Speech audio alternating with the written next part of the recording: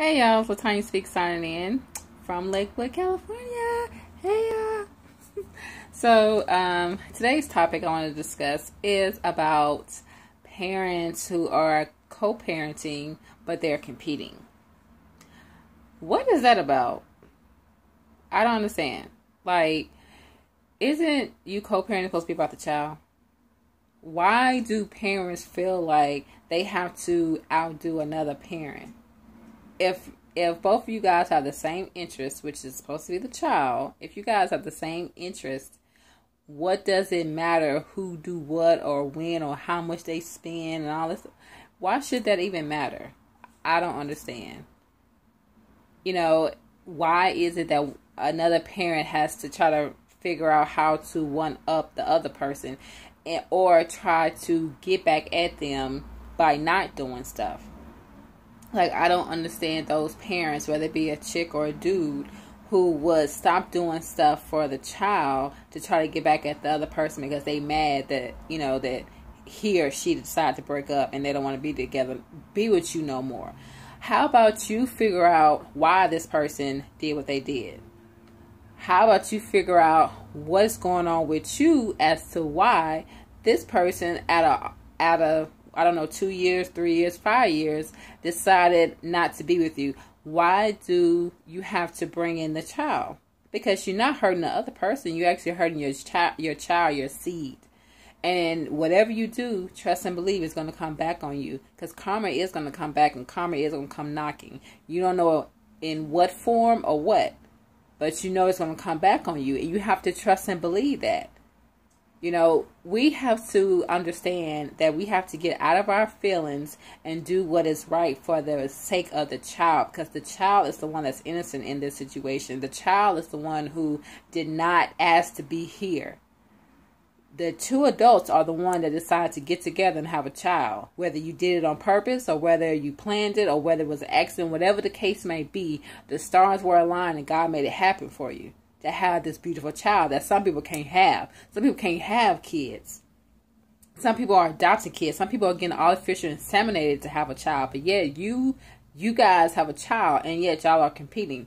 That is wrong. I don't understand that. I understand that this person may have wronged you. I understand that he or she might have left you for somebody else or whatever the case may be as to why y'all not together. I understand. I get it. I got a t-shirt, got a picture. I totally understand. But you have to get to a certain point in your life where you are at peace with the situation. Y'all are not together anymore, but y'all have this child together who needs both of y'all. And it's not fair to the child for the child to have the mom more present in the child's life than the father, or vice versa. The child needs equal time with both parents.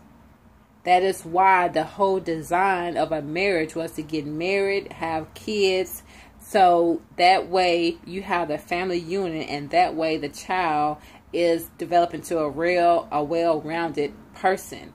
A child needs a father and a mother. There's things that a child needs to be taught by a father, and it's the things that a child needs to be taught by the mother. It don't matter if it's a boy, it don't matter if it's a girl, because people get it twisted. Men feel like that if you have a son, that he's the only one that can teach that son something, that the mom can't, she don't have nothing to teach.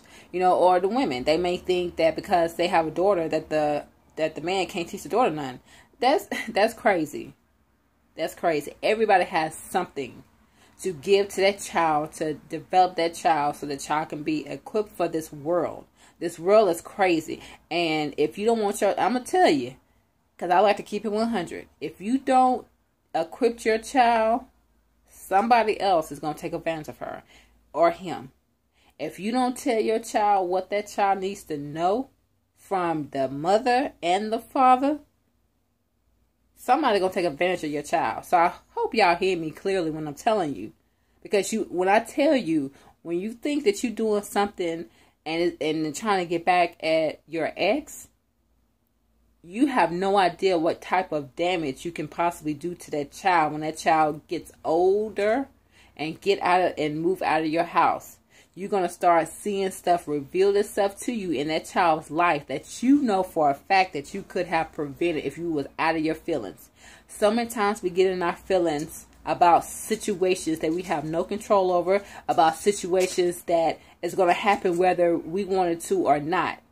We have to be big people and get out of our feelings and see things for what it is and just deal with it and move forward and make it so that you learn from your mistakes so you won't have to go back through it. Because you're going to keep going through the same situation until you pass the test. That's period. You know, and yes, I'm telling you guys this because I've been there before. I've had situations where I'm in my feelings. I've had situations happen to me, you know, and I had to come to a point in my life where I had to be at peace with my situation. I had to be at peace with however things are going to happen and trust God that He's going to work it out, and trust God that He's going to order my steps, and trust God that He's going to turn my message into a message. Turn my mess into a message. And I have to trust God that He's going to turn my test into a testimony.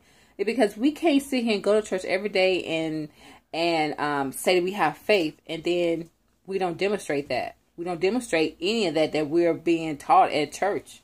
We're not. You know, we let stuff, you know, situations creep in, or this man might come into your life and, you know, you feel like he's the best thing on since sliced bread, or this chick might come into your life and you feel like she's the best since sliced bread, and y'all have a kid and then things don't work out and then you mad, she mad. I mean, it's a situation, but it's not about you. It's about the child. So please, y'all, I'm telling you, put your feelings aside. Do what is the best interest of your child. We all know what that is, but when we're in our feelings, we don't care. And that's not right. The kids are our future and they need us. Now, I'm not talking about the women who just ain't going to step up, who ain't going to do nothing. I'm not talking about the dudes who just not going to step up, not going to do nothing. I'm talking to the people who will. They will listen to my message and they will do better about their kids. Because you cannot expect to be blessed when you don't even take care of your kid. And I'm not talking about financially.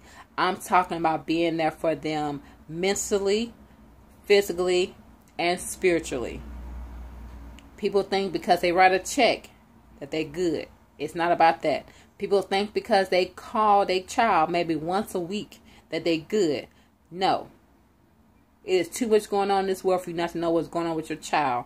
All because you're in your feelings because he or she don't want to be with you no more. It's not about you. It's about them. So, but that's all I got, y'all. So, Latanya Speaks, signing out. I holla.